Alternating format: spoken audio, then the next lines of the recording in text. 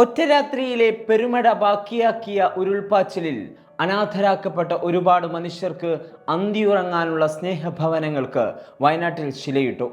ദുരന്തം ജീവിതത്തിൽ ഇരുൾ വീഴ്ത്തി 8 മാസങ്ങൾക്കു ശേഷമാണ് വീടെന്ന സ്വപ്നത്തിലേക്കുള്ള ചുവടുവെപ്പെങ്കിലും അതിജീവനത്തിന്റെ വിജയഗാഥ തന്നെയാണിത്. ചേർത്തുപിടിക്കലിന്റെ, കരുതലിന്റെ, കനിവിന്റെയൊക്കെ സ്നേഹസ്പർശമുണ്ട് ഈ ശിലയിൽ. ഇന്നലെ വൈകുന്നേരം മുഖ്യമന്ത്രി പിണറായി വിജയനാണ് കൽപ്പറ്റക്കടുത്ത് എൽസ്റ്റൺ എസ്റ്റേറ്റിൽ മുണ്ടക്കൈ ചൂരൽമല ഉരുൾപൊട്ടലിൽ വീട് നഷ്ടപ്പെട്ടവർക്കുള്ള പട്ടണ സമുച്ചയത്തിന്റെ ശിലാസ്ഥാപനം നിർവഹിച്ചത്. ഇനി ഒരിക്കലും തിരികെ കിട്ടില്ലെന്ന് കരുതിയ പഴയ ജീവിതം പതുക്കെയെങ്കിലും തിരിച്ചു വരുന്നതിന്റെ ആശ്വാസമുഖങ്ങളായിരുന്നു ശിലാസ്ഥാപന സദസ്സിൽ കാണാനായത്. മുണ്ടക്കൈയിലും ചൂരൽമലയിലും പുഞ്ചിരിമട്ടത്തും ജീവിച്ചതുപോലെ തന്നെ അതേ അയൽക്കാരും സുഹൃത്തുക്കളുമായി ടൗൺഷിപ്പിലും വേർപിരിയാതെ ഒന്നിച്ചു ജീവിക്കാൻ സാധിക്കുമെന്ന വലിയൊരു സൗഹൃദ സ്വപ്നത്തിനു കൂടിയാണ് മുഖ്യമന്ത്രി ഇന്നലെ ശിലപാകിയത്.